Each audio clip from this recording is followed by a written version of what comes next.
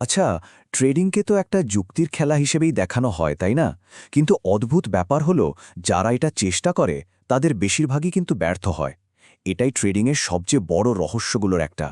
কেন এমন হয়? চলুন, এই ব্যাপারটাই আমরা আজ একটু খতিয়ে দেখি। মূল প্রশ্নটা কিন্তু এটাই। খুব স্মার্ট, শিক্ষিত মানুষ, যারা হয়তো জীবনের অন্য সব ক্ষেত্রে দারুণ সফল, তারা কেন মার্কেটে এসে বারবার ভুল সিদ্ধান্ত নিয়ে ফেলে?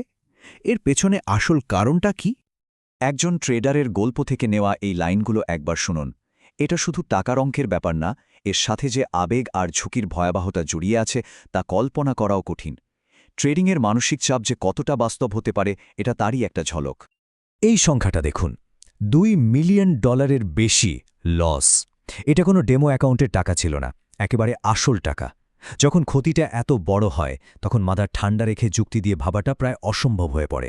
এই ক্ষতিটাই আমাদের আজকের আলোচনার কেন্দ্রবিন্দু। আর এখান থেকেই আমরা আসল ক্লুটা পাই। সমস্যাটা আসলে স্ট্র্যাটেজিতে না, সমস্যাটা হলো আমাদের মাথার ভেতরে। বিশ্বের সেরা ট্রেডিং সিস্টেম আপনার কাছে থাকতে পারে, কিন্তু যদি নিজের আবেগকে নিয়ন্ত্রণ করতে না করেন, তাহলে হারাটা শুধু সময়ের অপেক্ষা। তো চলুন প্রথমে দেখি ট্রেডিং করার সময়, বিশেষ করে যখন ট্রেড আমাদের বিপক্ষে যেতে শুরু করে, তখন আমাদের মস্তিষ্কের ভেতরে ঠিক কী ঘটে।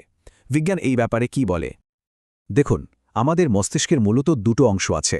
একটা যৌক্তিক, যেটা দিয়ে আমরা পরিকল্পনা করিয়ে বিশ্লেষণ করি, আর অন্যটা হলো আদিম মস্তিষ্ক বা রিপটাইল ব্রেন, যার একটাই কাজ যে কোনো বিপদে নিজেকে বাঁচানো।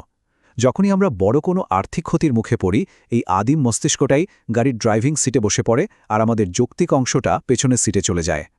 আর এটাই সবচেয়ে অবাক করার মতো বিষয়। আমাদের মস্তিষ্ক টাকা হারানোর বিষয়টাকে অনেকটা শরীরে আঘাত পাওয়ার মতোই দেখে। এটা কোনো লজিক্যাল রিয়াকশন না, এটা হলো টিকে থাকার একটা আদিম প্রতিক্রিয়া। মানে আপনার ব্রেন তখন এমনভাবে রিয়্যাক্ট করে যেন কোনো বাঘ আপনাকে তাড়া করেছে। আর এই আদিম প্রতিক্রিয়ার ফলেই জন্ম নেয় এক মারাত্মক ফাঁদ, যার নাম রিভেঞ্জ ট্রেডিং। তখন মনে হয় মার্কেট আমার কাছ থেকে কিছু কেড়ে নিয়েছে এবং আমাকে যে কোনো উপায়ে তা ফেরত পেতেই হবে। এই মানসিকতাটাই কিন্তু সবচেয়ে বড় সর্বনাশ ডেকে আনে। আর এই মানসিক ভুলের জন্য যে মাশুল দিতে হয়, সেটাও কিন্তু কম নয়। ডেটা বলছে শুধুমাত্র ফোমো বা সুযোগ হারানোর ভয় করা ট্রেডগুলোতে গড়ে 18% বেশি ক্ষতি হয়। আর রিভেঞ্জ ট্রেডিং, সেখানে ক্ষতির পরিমাণটা বেড়ে দাঁড়ায় প্রায় 20%। আর অবসাদের ফলে করা ভুলগুলো তো আরও মারাত্মক, প্রায় 22% অতিরিক্ত ক্ষতি। আচ্ছা, তাহলে এই যে ধ্বংসাত্মক মানসিক প্যাটার্নগুলো, এগুলো আসে কোথা থেকে? এর উত্তর পেতে হলে আমাদের আরও গভীরে যেতে হবে। আমাদের অবচেতন মনে লুকিয়ে থাকা কিছু প্রোগ্রামিংকে বুঝতে হবে। আসল কথাটা হলো, ট্রেডিং স্ক্রিনের সামনে বসে আমরা শুধু চার্ট বা সংখ্যা দেখি না। আমরা আসলে টাকার সাথে জড়িত আমাদের অতীতের সব অভিজ্ঞতা, ভয় আর বিশ্বাসগুলোকেও সাথে নিয়ে আসি। আমাদের মনের গভীরে থাকা এই মানি স্ক্রিপ্ট বা টাকার চিত্রনাট্যই আমাদের ট্রেডিং সিদ্ধান্তকে নিয়ন্ত্রণ করে। শৈশবের অভিজ্ঞতাগুলো কিভাবে আমাদের মনে গভীর ছাপ ফেলে, তার একটা উদাহরণ দেখুন। হয়তো ছোটবেলায় বাবা মাকে টাকা নিয়ে ঝগড়া করতে দেখে মনে গেঁথে গেছে যে টাকা মানেই অশান্তি। বড় হয়ে যখনই লাভ হতে শুরু করে, অবচেতন মনটা সেই পুরনো বিশ্বাস অনুযায়ী লাভটা নষ্ট করে দিতে চায়। এই কথাটা কিন্তু পুরো বিষয়টাকে এক লাইনে নিয়ে আসে। আমাদের ভেতরের বিশ্বাসটাই যেন আমাদের ব্যাংক অ্যাকাউন্টের ব্যালেন্স ঠিক করে দেয়। কেউ যদি মনে মনে নিজেকে সাফল্যের যোগ্যই মনে না করে, তাহলে মার্কেটও তাকে সফল হতে দেবে না। আর এর একটা শারীরিক দিকও আছে, যেটা বেশ অবাক করার মতো। গবেষণায় দেখা গেছে, বড় কোনো আর্থিক ক্ষতির পর ট্রেডারদের টেস্টোস্টেরনের মাত্রা কমে যেতে পারে, আর এই প্রভাবটা বছরের পর বছর ধরেও চলতে পারে। এর ফলে ট্রেড নিতে ভয় লাগে, দ্বিধা হয়, আত্মবিশ্বাস কমে যায়।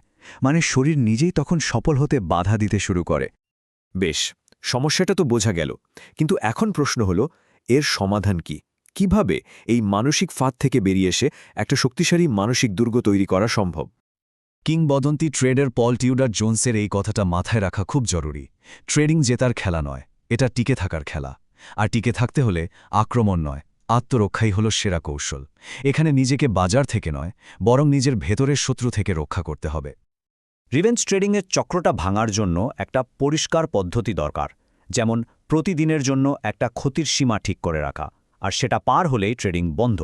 কোনো অজুহাত চলবে না। স্ক্রিন থেকে উঠে যান, কয়েকটা গভীর শ্বাস নিন, আর নিজের ট্রেডিং প্ল্যানটা আর একবার পড়ুন। এটা আপনাকে আবেগ থেকে যুক্তিতে ফিরিয়ে আনতে সাহায্য করবে। আরও কিছু আত্মরক্ষামূলক কৌশল হতে পারে, যেমন ক্ষতিকে ব্যক্তিগত ব্যর্থতা হিসেবে না দেখে এটাকে শেখার খরচ বা টিউশন ফি হিসেবে দেখা।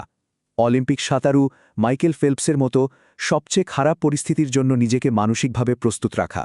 আর সবচেয়ে জরুরি হল আত্মমর্যাদাকে ট্রেডের লাভ ক্ষতির সাথে না জুড়ে নিয়ম মেনে চলার শৃঙ্খলার সাথে যুক্ত করা। পরিশেষে ট্রেডিংকে দেখার পুরো দৃষ্টিভঙ্গিটাই বদলে ফেলার চেষ্টা করা যাক। ট্রেডিং শুধু টাকা কামানোর একটা উপায় নয়, এটা তার চেয়েও অনেক বড় কিছু।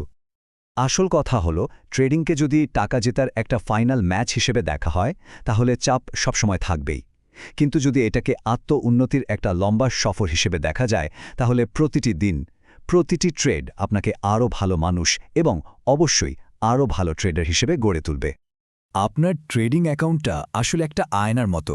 এটা আপনার মানসিক অবস্থা, আপনার ভয়, লোভ আর আত্মবিশ্বাসের একটা নিখুঁত প্রতিছবি। তাই মার্কেট বা স্ট্র্যাটেজিকে দোষ দেওয়ার আগে আয়নায় নিজেকে দেখাটা জরুরি। তাই এই বিশ্লেষণ শেষে একটাই প্রশ্ন থেকে যায়, ট্রেডিং অ্যাকাউন্টটা যখন সামনে থাকে সেই আয়নাটি আপনার সম্পর্কে আপনাকে কি বলে? উত্তরটা হয়তো আপনাকে অবাক করে দিতে পারে, কিন্তু সেখানেই লুকিয়ে আছে আপনার ট্রেডিংয়ের সাফল্যের আসল চাবিকাঠি।